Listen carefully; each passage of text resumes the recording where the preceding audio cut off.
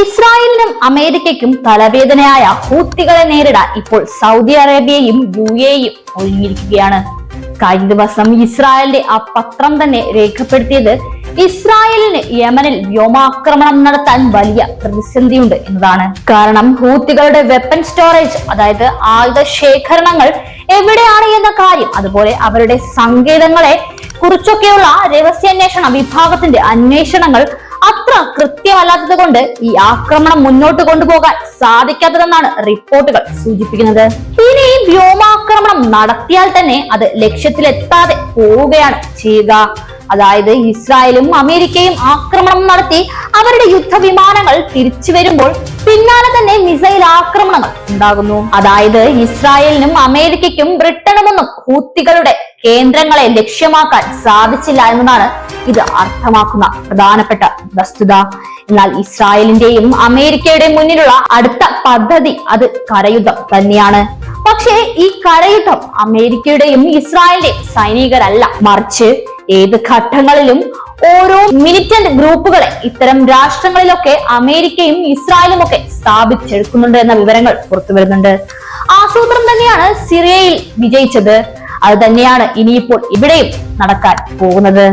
സിറിയയിലുള്ള ഒരുപാട് എണ്ണ കേന്ദ്രങ്ങളും മറ്റുമൊക്കെ അമേരിക്കയുടെ അധീനതയിൽ കൊണ്ടുവരാൻ ഇത്തരം മിലിറ്റന്റ് ഗ്രൂപ്പുകളെ ഇറക്കുന്നതിലൂടെ അവർക്ക് സാധിച്ചിട്ടുണ്ട് എന്ന വിവരങ്ങൾ പുറത്തു വരുന്നുണ്ട്. എന്നാൽ നേരിട്ട് യുദ്ധം ചെയ്തുവെന്ന വിഷയം ഉണ്ടാവുകയില്ല. നമുക്ക് നോക്കാം, ഇവിടെയാണ് ഹൂത്തികളുടെ നിയന്ത്രണത്തിലുള്ള ഭാഗം വരുന്നത്. ഈ തുടങ്ങിയ ഭാഗങ്ങളെല്ലാം നോക്കാം. ഇവിടെയാണ് ഹൂത്തികളുടെ പ്രധാനപ്പെട്ട കേന്ദ്രങ്ങൾ വരുന്നത്, അതായത് സായിദ. ഈ ഭാഗങ്ങളെല്ലാം ഇപ്പോൾ ഹൂത്തികളുടെ നിയന്ത്രണത്തിലാണുള്ളത്. അതായത് യമന്റെ വളരെ പ്രധാനപ്പെട്ട നഗര കേന്ദ്രങ്ങളെല്ലാം ഇരിക്കുന്നത് ഈ ഹൂത്തികളുടെ കൈവശമാണെന്നാണ് പുറത്തു വരുന്ന കാര്യം. എന്നാൽ തൊട്ടിപ്പുറത്ത് നമുക്ക് ഒരു ഗ്രേ കളറിൽ കാണാൻ സാധിക്കുന്നത് ഇവിടെയാണ് UAEയുടെ നിയന്ത്രണത്തിലുള്ള ഒരു SDP എന്നറിയപ്പെടുന്ന ഒരു മിലിറ്റന്റ് ഗ്രൂപ്പ് ഉള്ളത്. അതിനെ നിയന്ത്രിച്ചു കൊണ്ടിരിക്കുന്നത് ഈ UAE തന്നെയാണ്. അതേ സമയത്ത് ഈ കാണുന്ന കളർ രേഖപ്പെടുത്തിയത് അലി അബ്ദുള്ള സാലിഹ്. അതായത് നമുക്കറിയാം യമനിൽ ഹൂത്തികളും മറ്റുമൊക്കെ വരുന്നതിന് മുൻപ് ഉണ്ടായിരുന്ന പഴയകാല ഭരണ നേതാവാണ് അബ്ദുള്ള അലി സാലിഹ്. അദ്ദേഹത്തിന്റെ സൈനികരാണ്, അല്ലെങ്കിൽ അദ്ദേഹത്തിന്റെ പേരിൽ അറിയപ്പെടുന്ന സൈനികരാണ് ഇപ്പോൾ ഇവിടെ നിൽക്കുന്നതെന്ന റിപ്പോർട്ടുകളാണ് നമുക്ക് മുന്നേ ലഭിച്ചിട്ടുള്ളതും. അതേസമയത്ത് സൗദി സപ്പോർട്ട് നിൽക്കുന്ന ഹാദി എന്നറിയപ്പെടുന്ന, ഇപ്പോൾ ഔദ്യോഗികമായി യമന്റെ തലവനായി അറിയപ്പെടുന്ന അദ്ദേഹത്തിന്റെ നിയന്ത്രണത്തിലുള്ള ഇവിടെയുള്ള വ്യവസ്ഥാപിതമായ ഭരണ പ്രദേശങ്ങളാണ് ഈ ഭാഗത്ത് നമുക്ക് കാണാൻ സാധിക്കുന്നത്. ഇത്രയും ഗ്രൂപ്പുകൾ ഇവിടെ നമുക്ക് കാണാൻ സാധിക്കും. അതുപോലെ തന്നെ ചെറിയ ഉപഗ്രൂപ്പുകൾ മറ്റുമൊക്കെ ഉണ്ട് ഇതിനിടയിൽ എന്നതും എടുത്തു പറയേണ്ട കാര്യമാണ്. ഇതിനെയെല്ലാം ഉപയോഗപ്പെടുത്തുക എന്ന് തന്നെയാണ് ഇനി ഇസ്രായേലിന്റെ മുന്നിലുള്ള ഏറ്റവും വലിയ പദ്ധതി എന്ന് പറയുന്നത്. നമുക്ക് കാണാൻ സാധിക്കും ഇവിടെ ഈ ഭാഗത്ത് നിന്ന്, അതായത് UAEയുടെ നിയന്ത്രണത്തിലുള്ള ഈ മിലിറ്റന്റ് ഗ്രൂപ്പുകളൊക്കെയാണ് ഇപ്പോൾ ഹൂത്തികളുടെ ഭാഗങ്ങളിലൊക്കെ ആക്രമണങ്ങൾ നടത്തുന്നത്.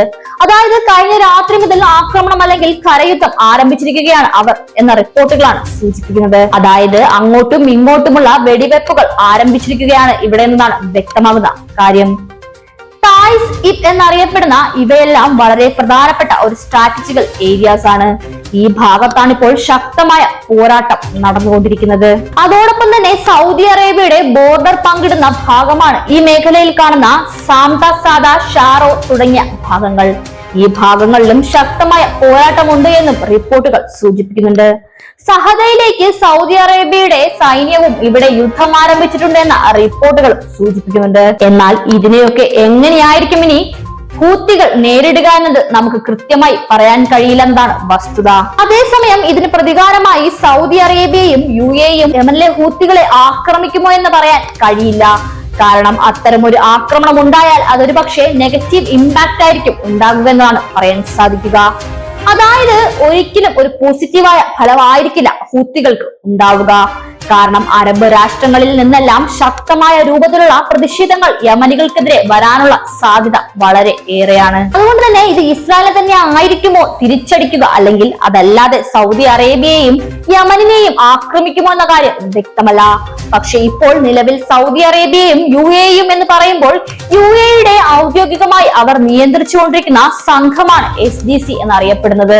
ആ ഒരു വിഭാഗമാണ് ഇപ്പോൾ ശക്തമായ ആക്രമണത്തിന് ഒരുങ്ങിയിരിക്കുന്നതെന്നാണ് സൂചനകൾ ലഭിച്ചിട്ടുള്ളത്.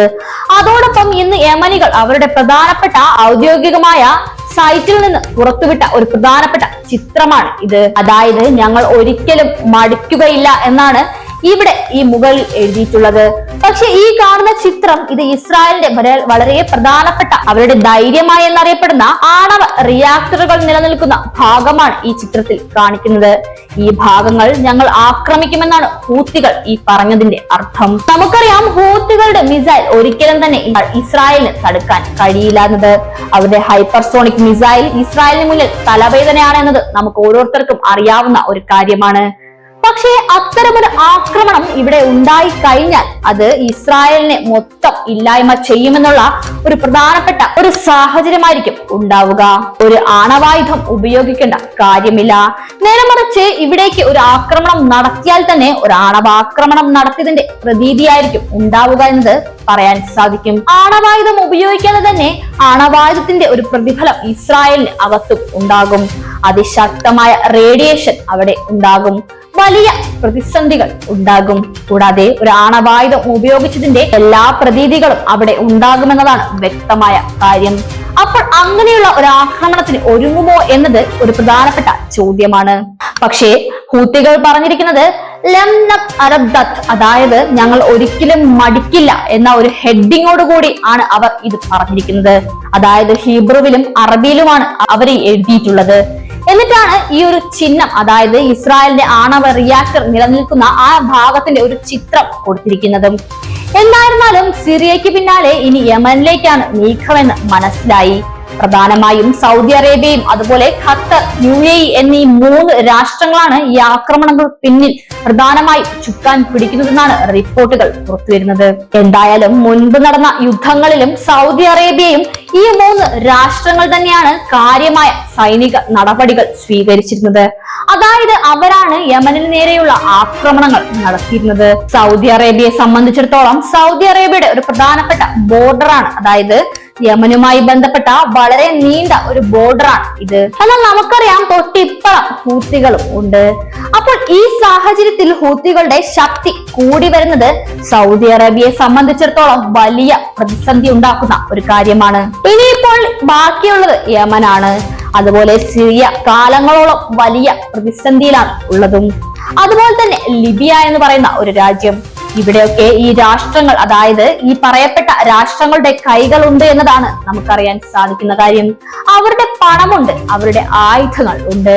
അതേസമയം യമനിൽ നിരന്തരമായി ഈ ഹൂത്തികൾ കപ്പലുകളെ ആക്രമിച്ചു കൊണ്ടിരിക്കുന്ന റിപ്പോർട്ടുകൾ പുറത്തു വരുന്നുണ്ട്. അതായത് പ്രധാനമായും ഹൂത്തികൾ ഈ കപ്പലുകൾ ആക്രമിക്കപ്പെടുന്നത് ബാബുൽ മന്ദബ് എന്നറിയപ്പെടുന്ന ഒരു കടലിടുക്കുണ്ട്. ആ കടലിടുക്ക് വെച്ചിട്ടാണ്. ആ കടലിടുക്കിലൂടെ പാസ് ചെയ്യുന്ന കപ്പലുകളെയാണ് പലപ്പോഴും ഹൂത്തികൾ ആക്രമിച്ചു കൊണ്ടിരിക്കുന്നത്. ചെങ്കടൽ വഴി സൂയിസ് കനാൽ വഴിയാണ് കപ്പലുകളുടെ യാത്ര വരുന്നത്. അപ്പോൾ ഈ യാത്രക്കിടെ ഈ ഭാഗങ്ങളിൽ വെച്ചാണ് യമനിലെ ഹൂത്തികൾ കപ്പലുകളെ ആക്രമിച്ചു കൊണ്ടിരിക്കുന്നതും. ഇപ്പോൾ അമേരിക്കയുടെ ഹാരിഡ് 2 എന്നറിയപ്പെടുന്ന എയർക്രാഫ്റ്റ് കാർ ഉള്ളത് റെഡ് സീയിലാണ്. ആ റെഡ് സീയിലാണ് ഇപ്പോൾ ആക്രമണം നടന്നിരിക്കുന്നത്. ഇത് നിലവിൽ ഇസ്രായേലിന് മുന്നിൽ വലിയൊരു പ്രതിസന്ധിയായി നിൽക്കുകയാണ്. അതായത് ഇസ്രായേലിലേക്കുള്ള ഒരു കപ്പൽ സർവീസുകളും ഇതിലൂടെ സർവീസ് നടത്താൻ കഴിയുന്നില്ല എന്നതാണ് എടുത്തു പറയേണ്ട കാര്യം. ഇതിലൂടെ വലിയ രൂപത്തിലുള്ള സാമ്പത്തിക പ്രതിസന്ധിയാണ് ഈ ഇസ്രായേലിൽ ഉണ്ടായിട്ടുള്ളത്.